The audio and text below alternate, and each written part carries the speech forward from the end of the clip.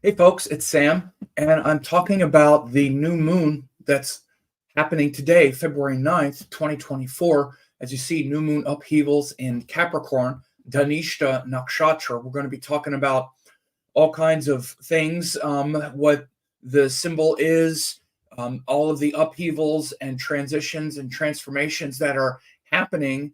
This is leading toward the eclipse that's coming in April, the April 8th eclipse. We can see all kinds of transitions happening in the world now. Of course, that would, we had all this stuff recently with the royal family. We have all kinds of international things going on with world leaders and big shifts in our world, things sliding in many different directions. And you can see power structures dissolving, preparing for big types of disillusion and destruction, but everything is perfectly timed the way it should be.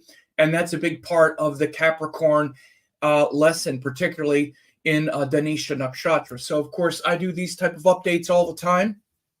Please like, share, and subscribe to the channel. I forget to say that all the time. People always tell me, remind people to subscribe, because a lot of what you'll see if you go through my channel is that the things that are being indicated now, like in the world, for example, really started back, started this year with Jupiter moving direct, Mars moving through Sagittarius, Mars now in Capricorn. You see Mars is in Capricorn. I started talking about this last year. I started talking about that and how this time of the year we would really start to see things accelerate. I did a 2024 forecast that people have access to. If you haven't gotten that yet, I'll have a link below the video. So please like, share, and subscribe to the channel so that you can stay updated about these things. Please like, share, and subscribe, and ring the bell on YouTube to get notified of new videos and live streams. Also, leave a comment, share it with others on Facebook, Twitter, or other social media platforms. So, as you see, this is the chart of the new moon in Capricorn, and the new moons are when we start a new cycle, right? And so as it says, we're at the bottom, it says we're 2 new moons or months from the Pisces eclipse. And so that Pisces eclipse comes, as you see, I've been talking about this. We actually lead up to the eclipse. It's a waxing influence. So we're now 2 months from it. And the reason I'm mentioning it now is because 2 new moons from now will be the eclipse. So that's when we have the eclipses. We have the eclipse when we have the full and new moons. So the next new moon will be in Aquarius, by the way, right before Mahashivaratri. You see Mahashivaratri, Friday, March 8th, we'll have Mahashivaratri. And then the next new moon, which will be April 9th, is a solar eclipse. So I'm telling you this because, again, I want you to be in alignment with these cycles. These are cycles of life. They're not just, well, what now? Tell me this thing today. So, by the way, it's not even one day. It's a cycle, just like your life is a cycle. And these cycles are happening. So this cycle is a cycle that actually began with the new moon in Sagittarius, right? Which is about law, justice, righteousness, even things like leaders, kings, inspiring figures, etc. By the way, in case you hadn't noticed, the issues with the royal family. I've done several case studies lately. The royal families, all the members of the royal family, that goes back to Elizabeth, had Sagittarius ascendant, Sagittarius rising sign. So we're all coming out of the Sagittarius cycle. And for example, King William has his Jupiter in Sagittarius. Prince William has his ascendant in Sagittarius. Princess Kate. I've been corrected recently with the videos that I've made, and I've been calling her Kate Middleton, but it's more respectful to call her Princess Kate, and I'll do that. She has her Sun and Ketu in Sagittarius. So you see the drama that's come to them, for example, lately. because we just moved, the sun moved through all of these planets moved, including Mars. They all just moved through Sagittarius. Now they're in Capricorn, the sign of consequences, issues that we need to deal with. It's ruled by Saturn, again, the planet of consequences, heavy things where we have to now concentrate, pay attention. Things aren't just like inspiring and whatnot.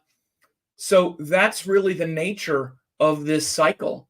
This cycle of Capricorn is definitely related to, again, consequences, where things are going, and the need to concentrate.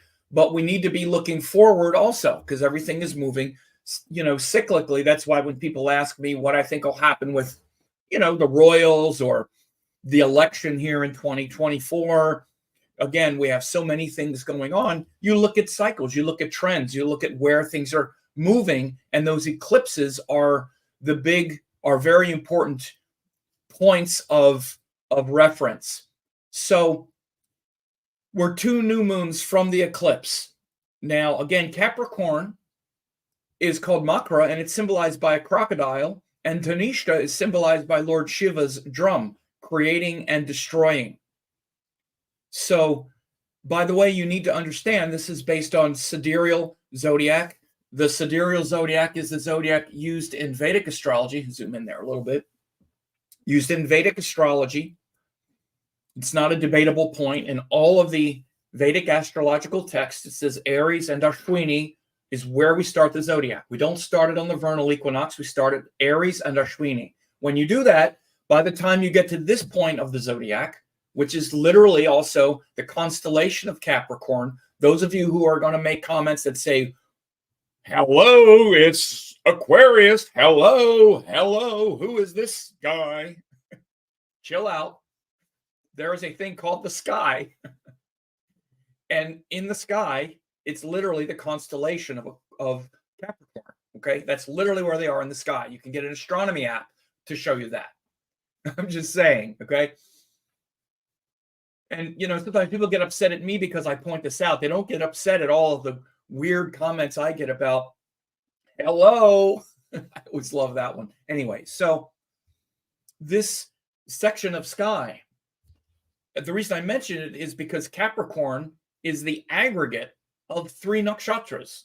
It starts with Uttarashada, where the inspiration of Sagittarius becomes the duty, responsibility, concentration, and focus of the Vishwa Devas at the beginning of Capricorn. Then the middle of Capricorn is Shravana, which is about listening, stillness, reflection. And then the last section of Capricorn is Dhanishta.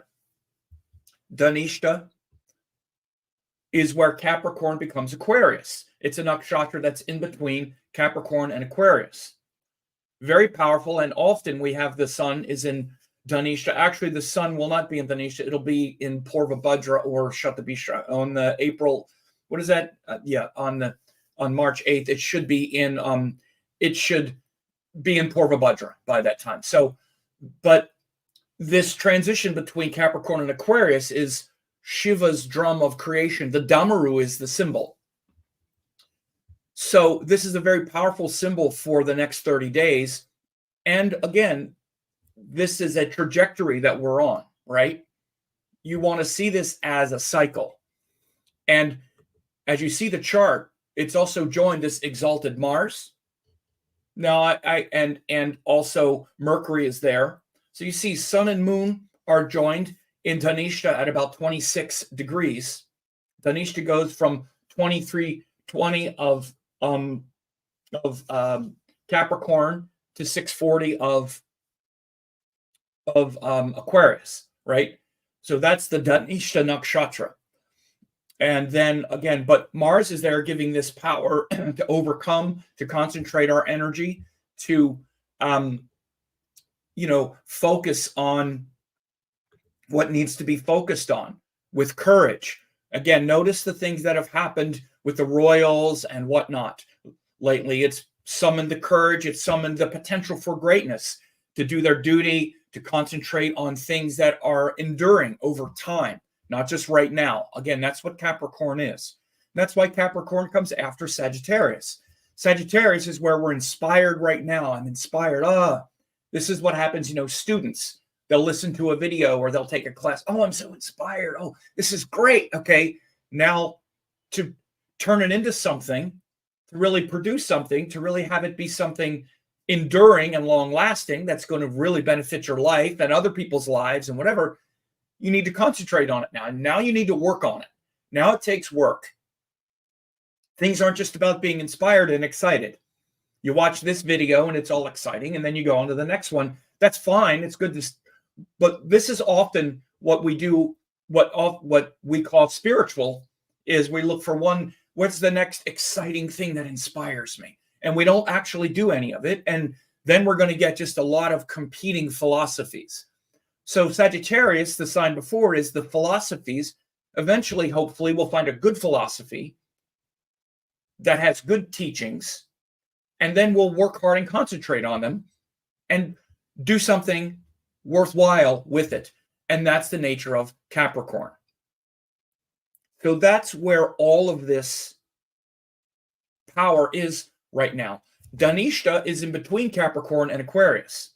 So the first thing we need to do with Capricorn energy, for example, after Sagittarius, is we need to take it seriously.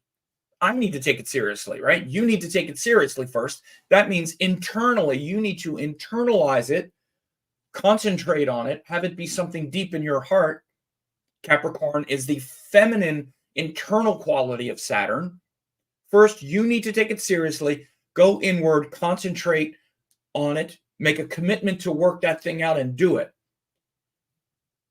Again, that's the nakshatra Uttarashada, Shravana, and then the last part is Dhanishta, because then once you do that, you start to create something with it, that drum of creation. You've now gone in and gone through some rigorous work. You've put work into it. Now you're ready to create and share it. That's Aquarius. That's the masculine quality of Saturn, right? Capricorn is the feminine reflective quality where you need to go in and do something with it. Then once you do that last section, Dhanishta, you can even make money. Dhan means wealth. I'll get to that in a second. So right now, this new moon in Capricorn, in Dhanishta, is where you're really challenged to go in there and do that work, right? Let's say you've been inspired by this, inspired by astrology, inspired by this, inspired by that, just looking to be inspired. Again, that's great. It's not to criticize, but as you may imagine, from my point of view, I see a lot of people that, oh, that's so great. And then the next thing and the next thing. And I see it for years and they don't really make much progress in it. And that's fine. Again, they may be making progress in other things. I'm just pointing out, I'm not a judge. I'm just an observer. There are things where you do take seriously. And when I see people like, for example, with astrology, and I even call it like snacking or like, oh, this thing. And I just tell them, look, if you want to take it seriously, then study. And sometimes people get mad at me, like in the YouTube comments or other types of comments where they want to argue with me or like, well, what about this? What about this? And I'm like, look, that's not how it works. If you want to really learn how it works, maybe get a course, maybe spend $10 and get like 10 hours of courses or something and actually learn how this works, right? Again, it's not even a lot, but all I'm saying is that the reason we don't commit to something is because we don't really take it that seriously. So this is just a way to try to understand how Capricorn is a living structure in our life. And then the transition from Capricorn to Aquarius is seen by Dhanishta, Shiva's drum, where after we've done something, then we start to create with it. And by the way, that's mostly typified by spiritual practice. Once you're not just inspired by the guru, but you actually do the teaching, do the practice, do the meditation, do the yoga, go through the tapas, then you become like Shiva. You start to create yourself in higher dimensions, right? And then you start to see yourself as a transcendent being, which is Aquarius, in a more universalized way. And then you dissolve eventually in Pisces and see yourself as even not of this world. So this is how the signs build on each other, right? So again, this is big. And the nakshatras are the basis of the sky. They're not like, oh yeah, well, there's also nakshatras up there. They're not disposable. They're fundamental. The sky is built on nakshatras. The rashis are laid on top of the nakshatras. The signs are laid on top of nakshatras. Nakshatras are fundamental to the architecture of the sky in Vedic teaching. They're not, well, there's also those nakshatras up there. They're the basis. And then the signs are put on top of the nakshatras. So I see we got some friends here. Casey Scott is here. Yes, Capricorn planets love to marinate. Indeed. And we got my friend Michael Brian Baker. Phenomenal. That's you, brother. Love you. I'm real glad to see you here. Smriti Ananda, how are you doing? Good to see you too. We got someone from Turkey, and we have someone else wanting to say hi. So fantastic. Great to see you. So let me keep going here. I'm going to run through the rest of this now, and I'm just going to read. I already did this post, but these are some very succinct sentences that I put together. Capricorn is called Makara, which is crocodile. In Sanskrit, a crocodile is an ancient solitary creature, powerful in water, vulnerable on land. So excessive materiality makes us vulnerable and insecure. There's no peace in the outer world, only in solitude and devotion. So be like the crocodile and glide gracefully under the waters of devotion. The water in the heart. Only poke your head in the world to feed and bask in the sun, right? Enjoy the warm world. You know, feed and take what you need from the earth, not that much, but then go back into the waters of devotion, right? Like the Capricorn, or like a crocodile. And it's even accounted for in the description of the signs. That's why I use the description of crocodile, not sea goat or some other fantastical creature that some people use, because it literally says that Capricorn is footless in the front and quadruped in the back. Or no, I'm sorry, quadruped in the front and footless. No, is it which one? Yeah, quadruped in the front, footless in the back. It's because if you look at the length of a crocodile, it's like this long, and this much of it is its tail. And on land, it's got these little feet that don't move very well. So it's mostly a water creature. It's this predator that lives in the water mostly, where it's very powerful, but it doesn't live on land very well. It even accounts for it. Again, the first part is quadruped. Second part is footless, like a fish. So very interesting description. I don't want to geek out too much, but these are very powerful. This is why I say things like this. I'm just describing what's in the texts about the sign itself. So I'm not doing anything extravagant here. Oh, we also have Sundari. How are you, Sundari? Dhanishta Moon, hello from Amrita Puri. When are you visiting? Hopefully soon. Hopefully soon. So as we move on to the next one here, Dhanishta Nakshatra is also called Shravishta in Vedanga Jyotisha after Shravana. So again, you can see the connection to these nakshatras. Shravana is about listening, meditation, silence, stillness, devotion. It's ruled by Lord Vishnu. And in the Vedanga Jyotisha, that's in both the Rig Veda and the Yajur Veda, it's called Shravishta instead of Dhanishta. But again, they call it Dhanishta because Dhan is related to wealth. And that includes money, but it also includes the greatest wealth, which is the spiritual wealth, right? But they shouldn't be competing with each other. Physical wealth is also a great blessing, right? Because if we don't have physical wealth, then we're always worried about food, and then we can't concentrate on God, so to speak. But Dhanishta is symbolized by Shiva's drum. The Damaru, the drum in Shiva's hands, taps out the fierce yet gentle rhythm of birth, death, time, timelessness. The power of actions to magnify over time is key. That's why, as we said, the power of your actions to magnify over time. We're all inspired by things. Everyone loves to hear, oh, that was so inspiring. Yeah, great, fantastic. But does it turn into something where you then commit to it and where you really get it, where you really get the gravitas of like those great teachings, and you're like, this is the only thing that's really worthwhile in this life, is this sacred knowledge. Everything else is just is just ornamentation, right? And the only thing that's really worth is that spiritual practice, that sadhana. Everything else flows from that instead of doing that so I can get stuff. So, for example, people will get readings and they're like, okay, so what mantra should I say? What thing should I do to get the thing I want? I want these things, okay? I want this partner, this job. So do you see the mantra, the gem? What do I do to get the thing I want? That's not the reason. And it's why I don't emphasize those things, because devotion, for example, when you're devoted to just the knowledge, the wisdom, the beauty, the joy of life, bhakti is a form of love. And we're near Valentine's Day. And that's one of the highest forms of love is bhakti, right? Prema is maybe the highest, is perhaps the highest, or I think it's said to be the highest. But bhakti is next, where we're devoted to things just because we love it. We just love our child. We don't love our child because we're going to get something from it. It's not a transaction. So when spiritual practice is devotional and it's bhakti, then you do it because you love it. And by the way, you're always doing what you love. But maybe what you love isn't something that's necessarily aligned with dharma or truth. Then the karma of that comes back. So all of this works beautifully. It's all related. Whether you know it or not, you're following exactly what you love in direct proportion. But maybe you love all of that ancient drama.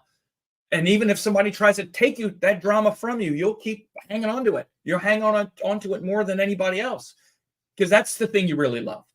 So when we find these great teachings, and that becomes the thing we love, and then we commit to that, then everything is possible. Then by the time we get to this end of Capricorn, Shiva's drum of creation isn't just creating wealth, it's creating you as Shiva, as being a transcendent being.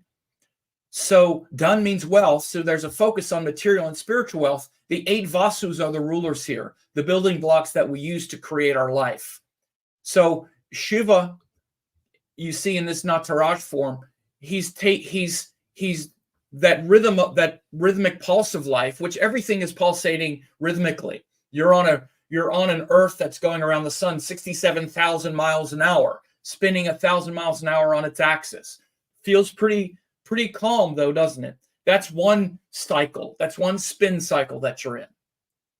But everything is spinning in this dharma, in this cycle, to this invisible pulse that's creating and destroying worlds, identities, lives, atoms, kalpas, yugas. All of it it's always been happening, and you have direct access to it, right? And so Shiva's magic in this context is that stillness and silence and peace is transcendent of all of the swirl, because you see even in his image here, again, he's got all these different arms. In one of them, he's holding the drum, but he's standing in this kind of impossible stance, so to speak. He's kind of balanced on one leg. The other leg is up in the air.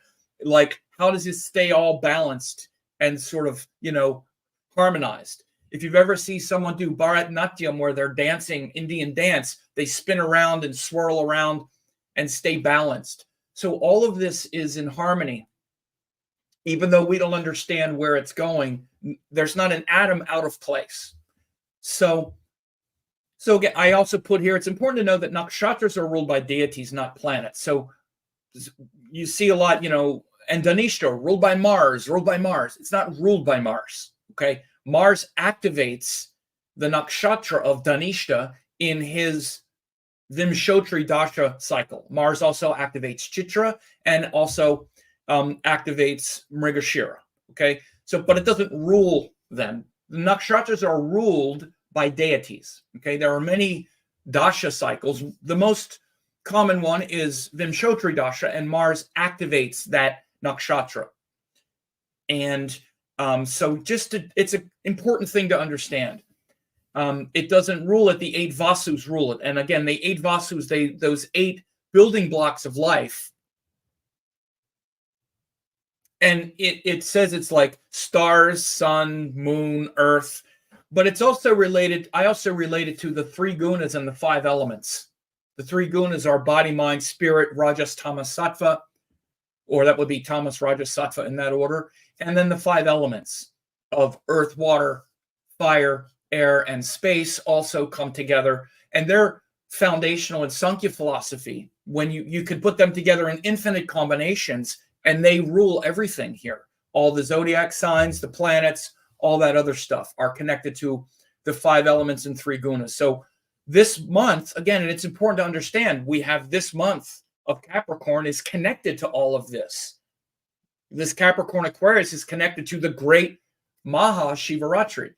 Happens in the solar lunar month of Magha.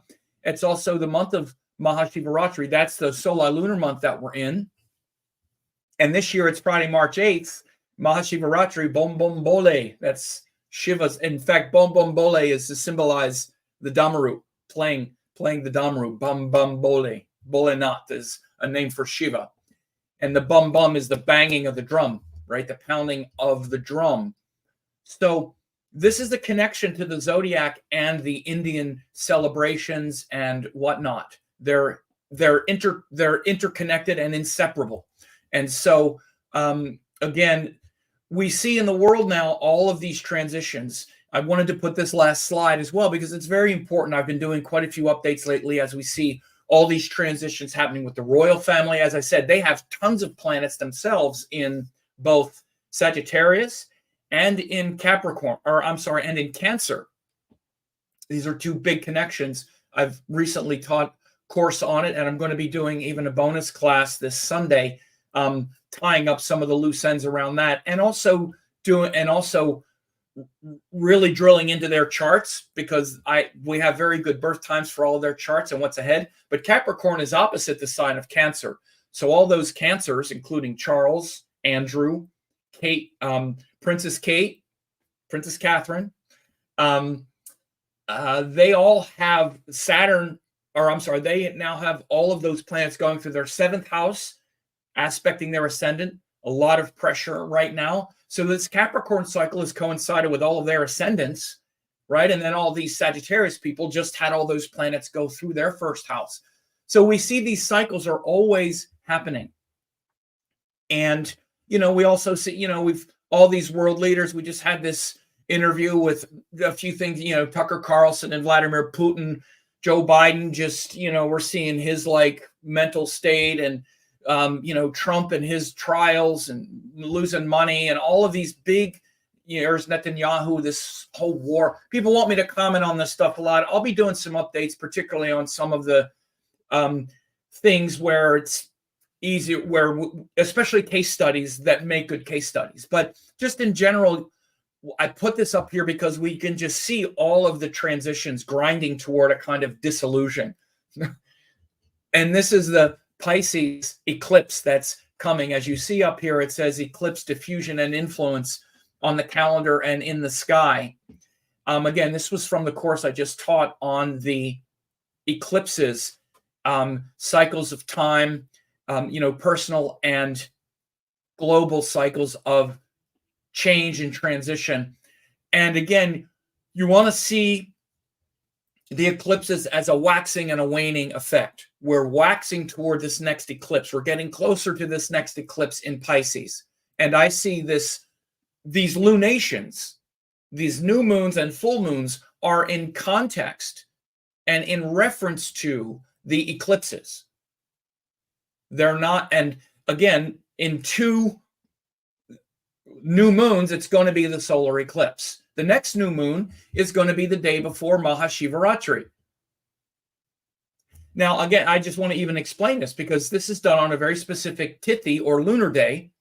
So the day before the next new moon will be Mahashivaratri. Shivaratri, which is K14, Krishna Paksha 14th Tithi, happens every month, every solar lunar month. We have a Shivaratri every lunar month, every solar lunar month. But we celebrate the Mahashivaratri, the great night of Lord Shiva, on this one. And as you see, it's like a month and a day before the April 9th lunar eclipse. So these cycles are connected. This section of the sky where we have Capricorn and Aquarius is Saturn's domain, obviously, because he rules Capricorn and Aquarius, and Saturn is most related to Shiva than any other deity, because Saturn, just like Shiva, is like, okay, no matter what, I'm not of this world. I'm in this world. I'm not of this world. Saturn is about time, timelessness, concentration, stillness. And Shiva is the god that allows us to make peace with that. Not only make peace with it, but let me tell you something. When you can embrace that and love that, you can love anything. The thing to love the thing you fear the most, that's the domain of Shiva. And you don't really make any progress until you make peace with Shiva energy, until you make peace with your fears and you enter them consciously. You don't have any peace. That's why the name of Saturn is also Shani, which is Shanti. That's why we say Shanti, Shanti, peace, peace, because we don't make peace until we make peace with our fears. So I will leave it at that. And thank you all. Nice turnout here in the spirit. There's Aloha Sam. Thank you for coming. And we have Makara, water, land, earth sign. Can you explain this? Well, I just did. You haven't heard it before. So I have a lot of classes on that. It's the symbol of a crocodile. A crocodile is weak on land and strong in the water. You can just understand it. Little legs. For example, if a lion gets a crocodile on land, the crocodile is in bad shape. If a lion's in the water and the crocodile's there, the lion's in bad shape. Think about it. Dhanishta, but Aquarius, hello from Ireland. Hello. And Jennifer, nice to see you. Yes, Nataraj, 1 foot in this world. The other one is transcendent.